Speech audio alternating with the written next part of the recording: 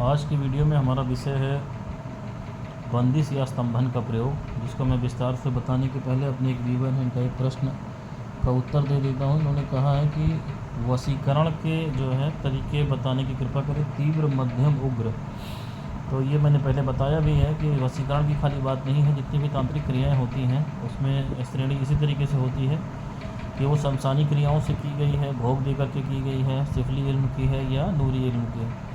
नूरी इल्म की जो चीज़ें होती हैं वो तीव्र नहीं होती हैं, तुरंत उग्र नहीं होती, तीव्र नहीं होती, वो धीरे धीरे असर करती हैं, लेकिन उसका असर जो है बहुत गहरा होता है, लंबे समय तक होता है। उसको काटने में दिक्कत होती है क्योंकि वो शरीर में एक तरीके से जज्ब हो जाता है। तीव्र सबसे होती है शमशानी क्रियाएँ, जो शमशान से भोग दे करके शमशान में जा करके क्रियाएँ की जाती हैं, चिता इत्यादि पे करें या कब्रिस्तान में जा कर के करें तो वो शमशानी क्रिया है।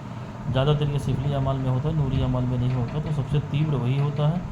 मध्यम दर्जे की जो क्रियाएं होती हैं वो मान लीजिए कि आप शमशान नहीं गए लेकिन भोग वगैरह दे करके करा तो परिणाम उसमें भी होता है, उतना तेज़ नहीं होगा। और स्लो चलने वाली चीज़ें हैं जो घर पे पढ़ाइयाँ वढ़ाइयाँ करके करी जाती हैं या नक्श वगैरह दबा करके लटका करके कहीं किसी तरीके से किए जाते हैं, तो ये धीरे चलने वाली क्रियाएँ होती हैं। तो ये आपका जवाब हो गया।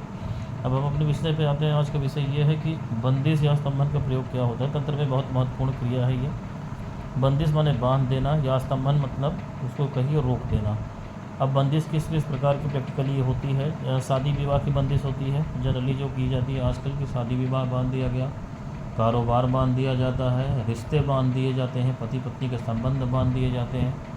अब इसमें स्तंभन के साथ उच्चाटन का भी प्रयोग कर दिया जाता है। जैसे किसी लड़की का किसी लड़के से मन हटाना हो, चाहो कि आप उसको चक्कर छोड़ दें तो उसमें उच्चाटन का प्रयोग कर दिया जाएगा। और किसी का पढ़ाई से मन हटाना हो तो उच्चाटन का प्रयोग कर दिया जाएगा। तो जहाँ जैसे जगह एक से अधिक प्रयोग भी किए जाते हैं कि उच्चाटन और स्तंभन कर दिया जाए। लेकिन जो व्यवहारिक मरीज हम लोग के ज़्यादातर आते हैं सामने, उसमें उनकी कारोबार की बंदिश, नौकरी की बंदिश, शादी की बंदिश कि शादी नहीं हो रही लड़कियों की, अच्छे से अच्छी लड़कियाँ लेकिन उनकी शादी नहीं हो रही है, तो इस तरीके की बंदिश आती है। उसके बाद जिस्म की बंदिश कर देते हैं, जैसे आप दवा करते रहो, जिस्म बंधा हुआ, दिमाग की बंदिश कर दिया, दिल का बंदिश कर दिया कि आप जो से बाहर नहीं निकल, दिमाग ठीक से काम नहीं कर रहा है, सोच समझ नहीं पा रहे हो किसी भी विषय पे।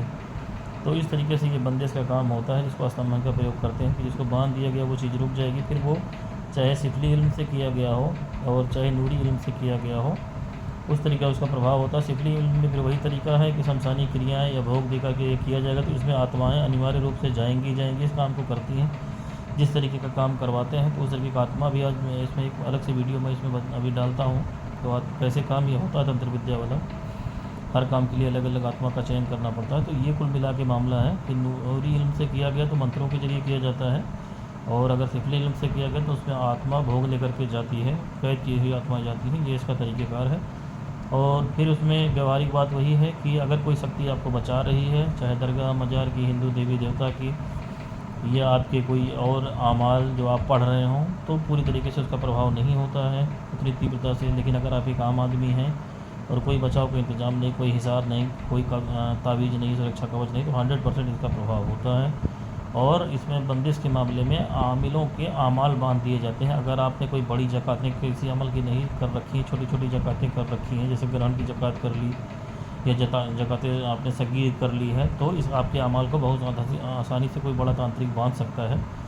देवी देवता बंधन का प्रयोग भी बंदिश में ही आता है कि आपके देवी देवता जहाँ से आप मदद लेते हैं उनको बांध दिया जाएगा, उनकी सहायता नहीं पहुँचेगी। दरगाह मजार की सहायता बांध दी जाएगी, सहायता नहीं पहुँचेगी मौके पर। तो किसी का नुकसान पहुंचाने के लिए सबसे पहले इनको बांधा जाता है, इन शक्तियों को जो आपको मदद करने वाले होते हैं। तो ये भी इसमें आता है बंदिश के उसमें। तो ये पूरा तरीका है बंदिश का, और इसका पूरा मुकम्मल इलाज ज़रूरी है। अपने से आप घर पे इसका इलाज नहीं कर सकते हैं, क्योंकि 90% तो लोग जान ही नहीं पाते हैं, इधर उधर भटकते रहते हैं कि उनके ऊपर बंदिश है। और यहाँ तक कि आमिलों को भी मैंने देखा है, बहुत सारे आमिल हैं जो उनका अमल बंधा हुआ है, वो करे जा रहे हैं कोशिश और लोगों का इलाज किए जा रहे हैं, और वही चीज़ उनके ऊपर काम नहीं करेगी, उनके घर परिवार पे काम नहीं करेगी। बाहर के लोगों को देंगे तो काम करेगी, नहीं करेगी। फिर धीरे धीरे उनका जो है एक तरीके से कहिए रूहानी क्लिनिक बंद हो जाती है, डॉक्टरों का दवा खाना बंद हो जाता है। अच्छे से अच्छे डॉक्टर हैं, मैंने देखा है जो पढ़े हुए एम्स से, लेकिन उनकी क्लिनिक नहीं चल रही है, और एक से एक झोला छाप के वहाँ लाइन लगी हुई है।